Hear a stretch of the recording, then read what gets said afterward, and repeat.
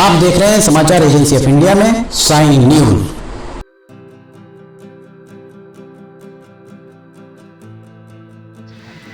नमस्कार दोस्तों, समाचार एजेंसी ऑफ इंडिया की साइन न्यूज में लिमटी की लालटेन के 576वें एपिसोड में एक बार फिर आपका स्वागत है। राजनीतिक तौर पर लगातार ही हम आपको लिमटी की लालटेन में पहले हमने आपको चारों विधानसभा क्षेत्र का इतिहास बताया, उसके बाद कांग्रेस भाजपा के विभिन्न सदस्यों से सिवनी जिले को लेकर चर्चा की। आज हमारे साथ भारतीय जनता पार्टी के उपाध्यक्ष, युवा मोर्चा के पूर्व अध्यक्ष और कृषि उपज मंडी के सदस्य भी रहे हैं लालू राय, आप हमारे साथ हैं। बहुत स्वागत है आपका। और आपको हम आज लिमटी की लालटेन में हम आपसे सिवनी के बारे में जानना चाहेंगे कि सिवनी जिले में भारतीय जनता पार्टी 20 साल से सिवनी शहर में है, और माफ कीजिए 33 साल से सिवनी शहर में, और पूरे प्रदेश में लगभग 20 साल हो चुके हैं। आप क्या आपका सिवनी के प्रति नजरिया है कि सिवनी में जो भी हुआ है इन 20 सालों में, और उसके पहले हम बात सिर्फ सिवनी की करना चाहेंगे, हम प्रदेश और राष्ट्रीय स्तर की बात नहीं, क्योंकि वहाँ आपके संगठन अलग हैं, प्रदेश और राष्ट्रीय स्तर के नेता अलग हैं। तो सिवनी को लेकर आपका नजरिया 20 साल का क्या है? जहाँ तक संगठन की अगर बात की जाए तो भारतीय जनता पार्टी का संगठन सिवनी के प्रत्येक बूथ तक हमारा संगठन है। बूथ समिति और पन्ना प्रमुख तक की योजनाओं पे हमने काम किया, और सिवनी में बेशक सिवनी का भारतीय जनता पार्टी का संगठन बहुत मजबूत है। सिवनी ने समय समय पे हमको परिणाम भी दिया है, और लगातार हमें आशातीत सफलताएं मिली हैं। भारतीय जनता पार्टी के प्रतिनिधि चुनकर के जनता की सेवा करते रहे हैं।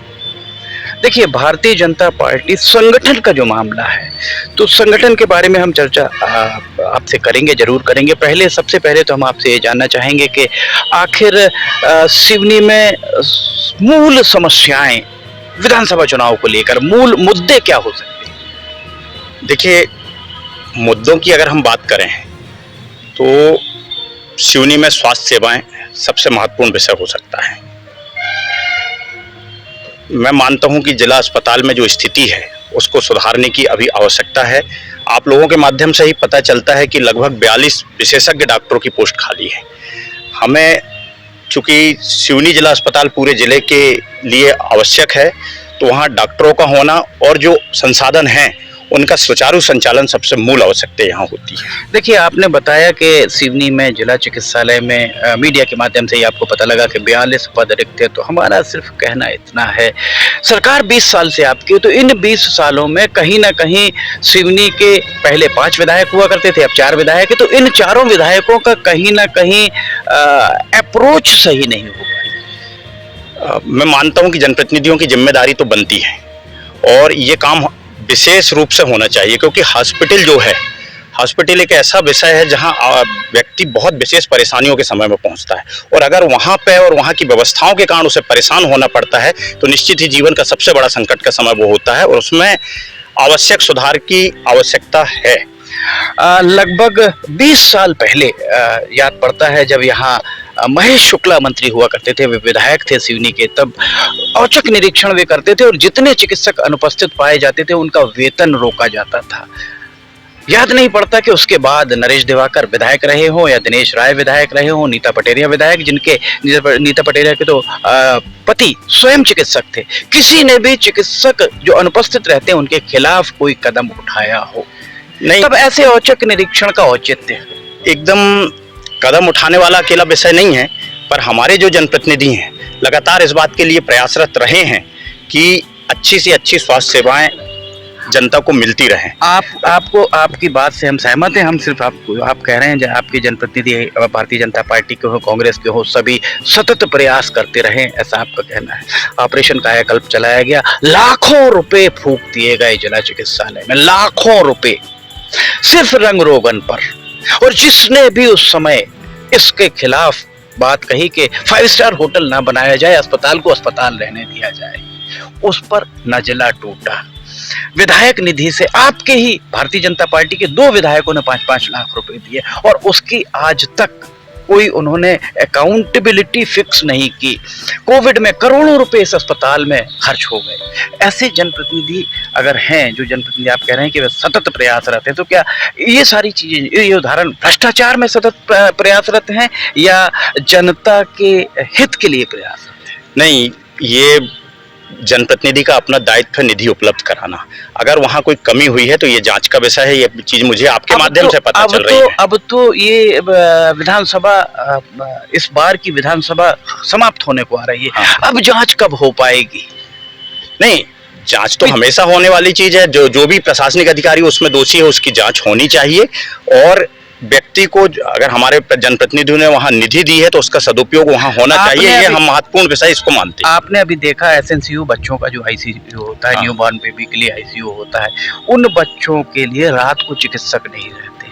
इस बात के लिए बहुत पहले मैंने भी एक बार कलेक्टर साहब को यहाँ जब थे तो पत्र लिखा था कि कहीं ना कहीं उस बात पर जनता असंतुष्ट है, और इस बात को हमारे बड़े जनप्रतिनिधियों को भी ध्यान में रखना चाहिए कि हॉस्पिटल ना केवल एसएनसीयू जो आप बता रहे हैं, उसके अतिरिक्त प्रत्येक वार्ड में जनता को आवश्यक सुविधाएं मिलनी चाहिए, क्योंकि बहुत ही इमरजेंसी के समय में व्यक्ति जाता है, व्यक्ति टहलने या घूमने नहीं जाता। एक बड़ा मुद्दा सिवनी शहर में है, वो है नशाखोरी का। सिवनी में आप किसी भी सड़क पर चले जाइए, पूरे सिवनी शहर को खुला आहता बना दिया गया है। आपको शराब की बोतलें, पानी के पाउच, डिस्पोजेबल ग्लास, ये यहाँ जो आपका ये सर्किट हाउस के किनारे में जो भी यहाँ बैठने के लिए बेंच लगी है, उनके आसपास भी पूरे शहर में। तो पुलिस और आबकारी, आपकी भारतीय जनता पार्टी के शासन में पुलिस और आबकारी आखिर कदम क्यों नहीं उठा पा रही है? क्या इसे राजनीतिक संरक्षण माना जाए? नहीं, मैं इससे राजनीतिक संरक्षण तो नहीं बोलूंगा। मैं मानता हूं कि एक अच्छे जनप्रतिनिधि का सदैव ये दायित्व होता है, जिनके हाथों में अगर सत्ता है तो उनका भी दायित्व होता है, सत्ता के जिम्मेदार लोगों का भी ये दायित्व होता है कि इस पर नियंत्रण लगे।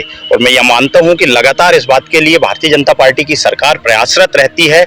मध्य प्रदेश की सरकार ने जो नई शराब नीति लाई उसके लिए भी उसने प्रयास किया है कि इस प्रकार की गतिविधियों पर रोक लगना चाहिए, पर उसके बाद भी अगर रोक नहीं लग पा रही है, मैं भी इस विषय को मानता हूं कि नशा समाज की सबसे बड़ी बुराई है और उस पर रोक लगनी चाहिए, और उसके लिए जिम्मेदारी तय होनी चाहिए। किसकी जिम्मेदारी? कौन तय करेगा जिम्मेदारी?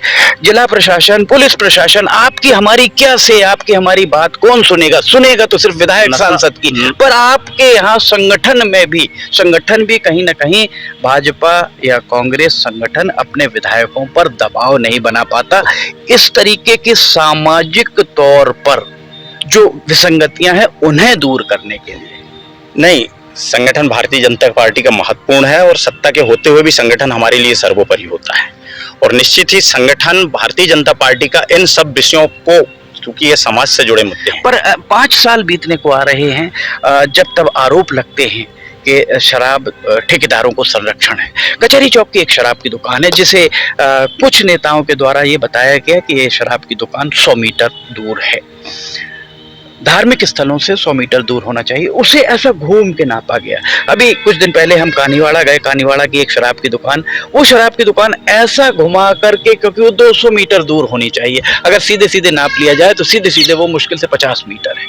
तो इस तरीके से अगर आंखों में धूल झोंकी जा रही, कचहरी चौक की शराब की दुकान आप चलिए, आप खुद नापिए, स्पष्ट है। उसके बाद क्यों नहीं आंख पा रही है? इसके लिए जो भी जिम्मेदार है उन पर कार्रवाई होनी चाहिए, ये बात की मांग मैं भी करता हूं। कब होगी कार्रवाई?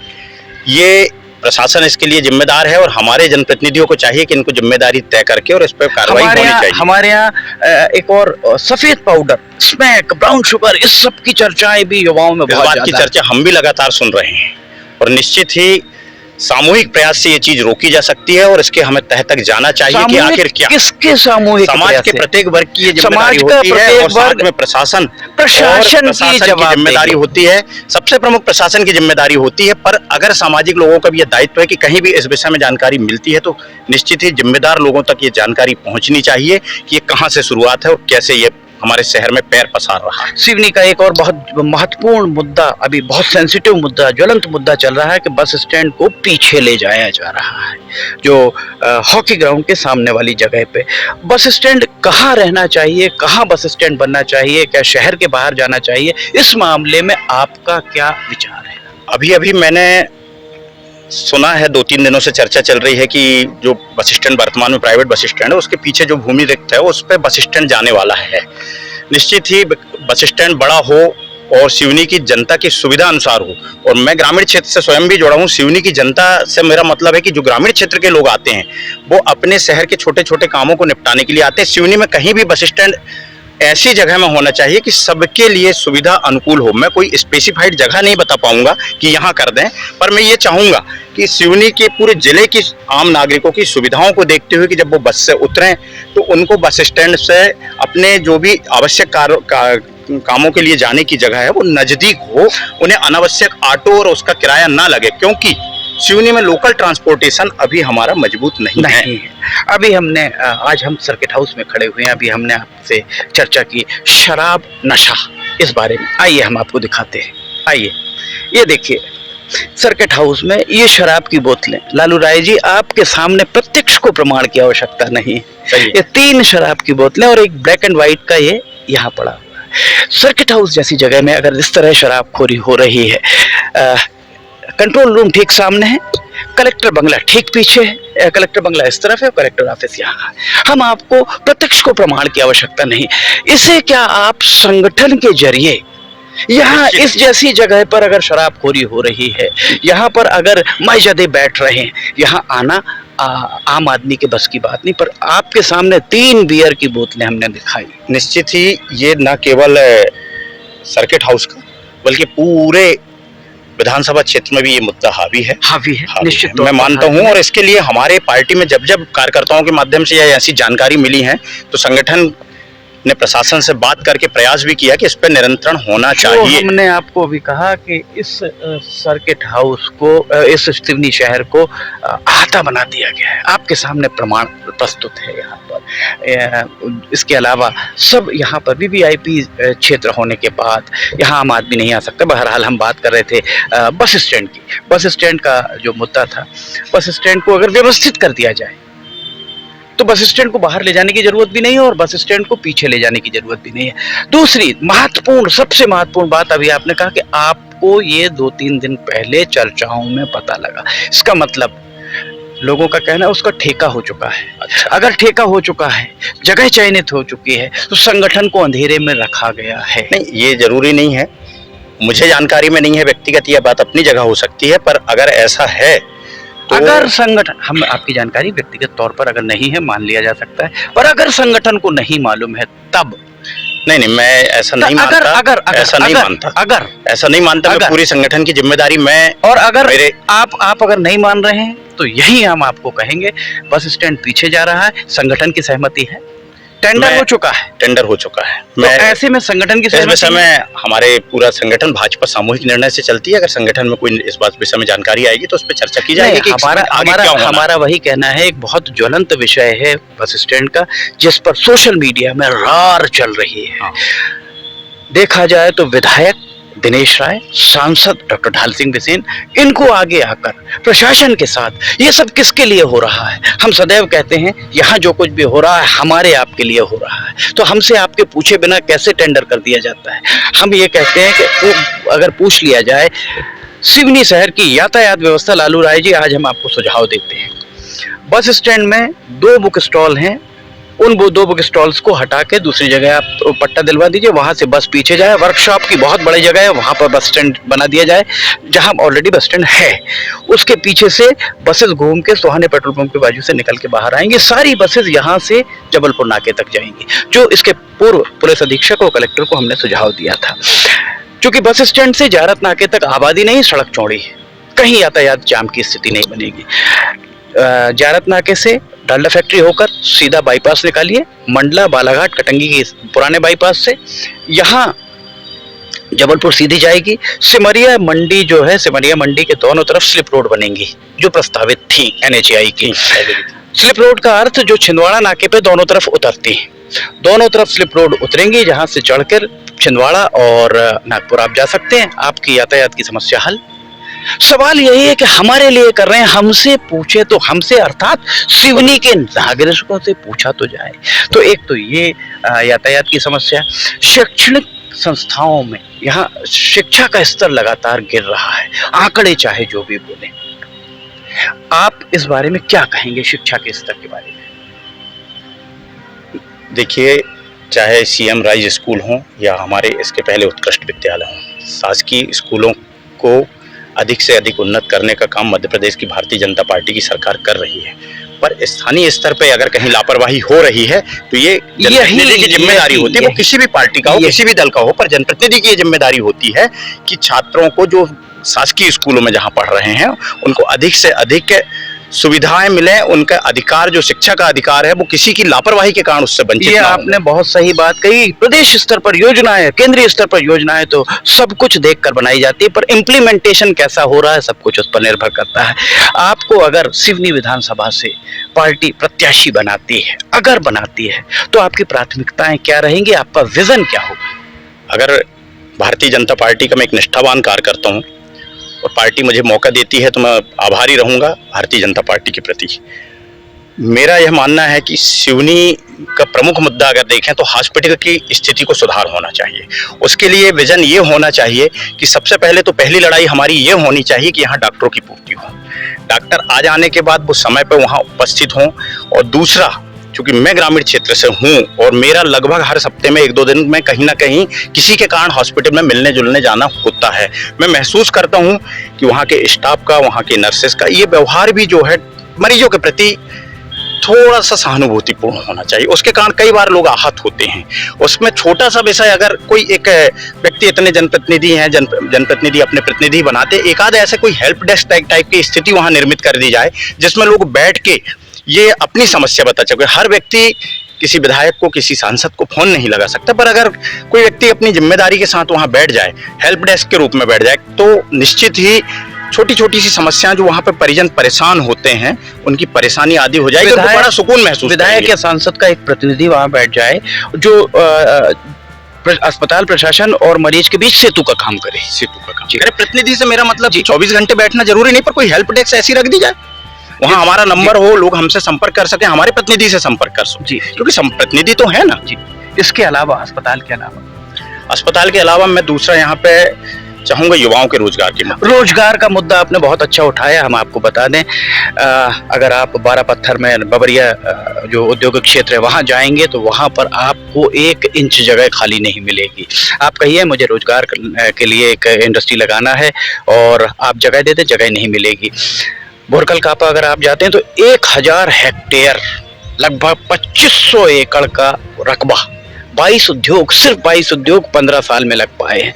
कहीं ना कहीं आप चूंकि भारतीय जनता पार्टी के कार्यकर्ता हैं, इस बात को आप स्वीकारेंगे नहीं, पर हम कहते हैं ये सांसद और विधायक का फेल्यूर है, निश्चित तौर पर फेल्यूर है, क्योंकि ये छिंदवाड़ा, बालाघाट, मंडला, आप किसी भी जिले में चले जाइए, वहां इंडस्ट्रीज ऐसे नहीं आती हैं। उद्योगपतियों को आकर्षित करना होता है। मुख्यमंत्री भी इन्वेस्टर्स मीट करते हैं। सिवनी में पल्प का एक उद्योग लगना था 10 साल पहले, आज भी सीताफल के पल्प का उद्योग या इंडस्ट्री नहीं लग पाई है।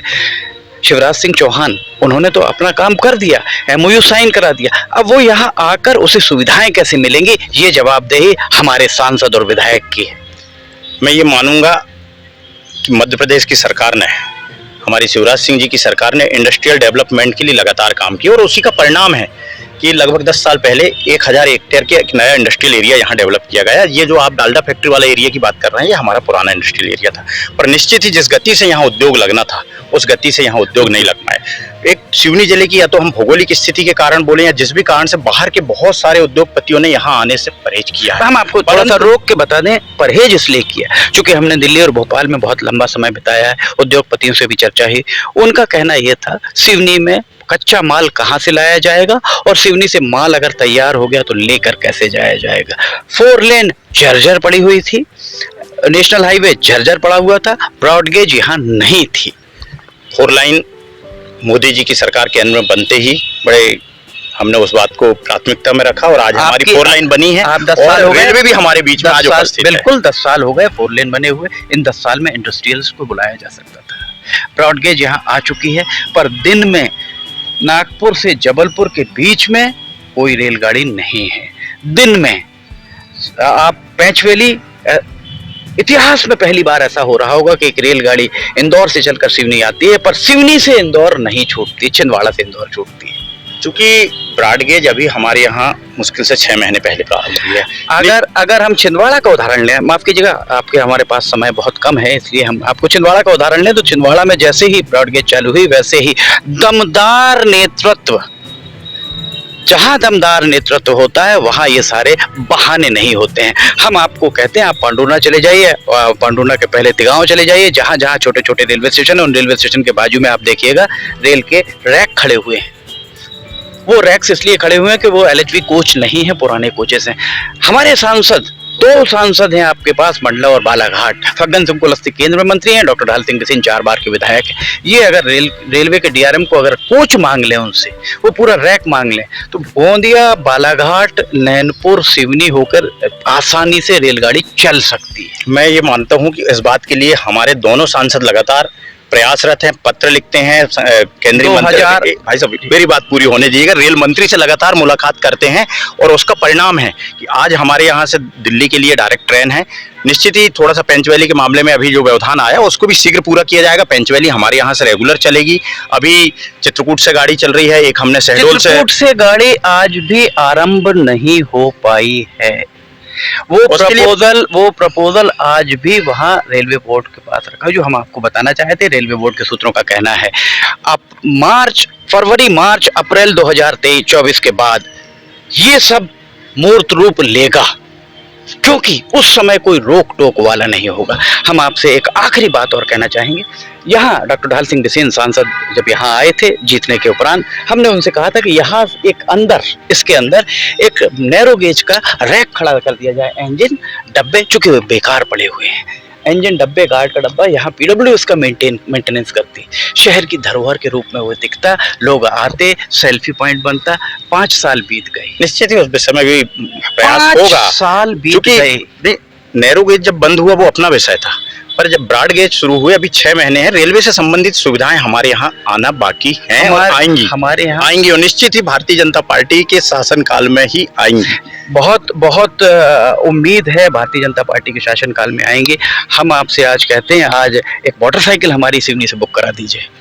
बुक नहीं हो पाएगी, कहाँ की, जहां मर्जी वहां बुक करा। छिंदवाड़ा जाइए, छिंदवाड़ा से बुक होगी, वो कहते हैं यहाँ पे पार्सल बुकिंग की सुविधा यहाँ से प्रारंभ होनी चाहिए। आपका ये कहना है, तो पार्सल बुकिंग की सुविधा वैसे बड़ी रेल लाइन आए 6 महीने में आई है और निश्चित ही ये भाजपा सरकार की बड़ी उपलब्धि है। रेल का मुद्दा विधानसभा में नहीं होगा। अगर आपको प्रत्याशी बनाया जाता तो तीसरी और आपकी प्राथमिकता क्या होगी? देखिए, मैं जो रोजगार की बात कर रहा था, मैं ये मानता हूँ कि सिवनी जिले में कृषि आधारित उद्योग और रोजगार की आवश्यकता है और निश्चित ही अगर बाहर के उद्योगपतियों का आना कम हो रहा है, उसके लिए हमारे स्थानीय जनप्रतिनिधियों को प्रयास करना चाहिए।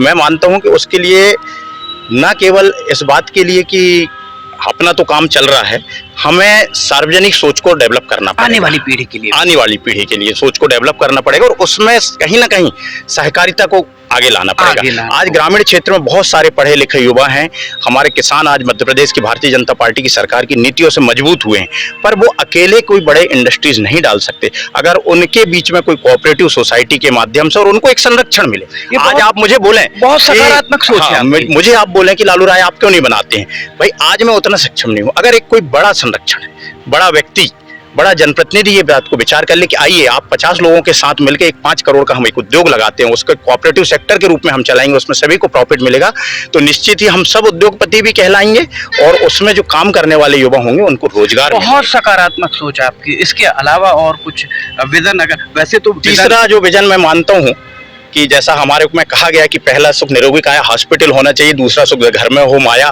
तो ये इंडस्ट्रीज होगी, पैसा आएगा, पर उसके बाद तीसरा सुख आने वाली पीढ़ी को अवगुणों से बचाना है और उसके लिए नशा मुक्ति के लिए, और नशा मुक्ति के साथ साथ समाज नशा मुक्ति की तरफ चलना चाहता है। कोई माँ बाप नहीं चाहता कि मेरा बेटा नशा की तरफ बढ़े, परंतु हमें उस पर प्रशासनिक स्तर पर भी रोक लगाने का प्रयास करना पड़ेगा। जब नशे की चीजें नहीं मिलेंगी तो अपने आप पर यहाँ तो हर गली गूचे में और ये कहा जाए कि छोटे छोटे गाँव में, मैं उस बात को मानता हूँ, कई जगह से हमारे पास आवाज आती है, मैं कभी उस बात को नहीं नकारूंगा। निश्चित ही हमें उस पर रोक लगाना पड़ेगा, उस बात के लिए हमारा संगठन भी सदैव प्रयास। बहुत साफगोई के साथ सिवनी विधानसभा के बारे में या सिवनी जिले के बारे में लालू राय के द्वारा आज चर्चा की गई। जिले भर की उनके एक विजन है कि अस्पताल अस्पताल, सबसे पहली बात कि अस्पताल सुरक्षित होना चाहिए, अस्पताल सर्व सुविधा युक्त होना चाहिए, युवाओं को रोजगार मिलना चाहिए, आर्थिक रूप से उनकी रीढ़ मजबूत होनी चाहिए, उनका भविष्य मजबूत होना चाहिए, सुनहरा भविष्य होना चाहिए।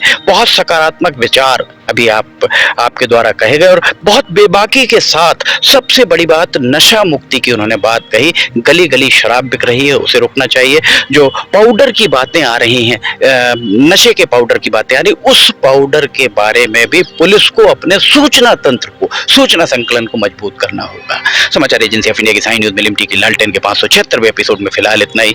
अगर आप समाचार एजेंसी ऑफ इंडिया की साई न्यूज में लिमटी की लालटेन देखना चाहते हैं तो समाचार एजेंसी ऑफ इंडिया की वेबसाइट या साई न्यूज के न्यूज चैनल पर इसे आप जाकर देख सकते हैं। सुबह 7 बजे इसका प्रसारण होता है। एक बार फिर लालू राय जी, आपका बहुत बहुत आभार। समाचार एजेंसी ऑफ इंडिया की साई न्यूज के सहयोगी अखिलेश दुबे के साथ लिमटी की लालटेन का 577वां एपिसोड लेकर बहुत जल्द हाजिर होंगे। फिलहाल इजाजत लेना चाहेंगे। जय हिंद। जय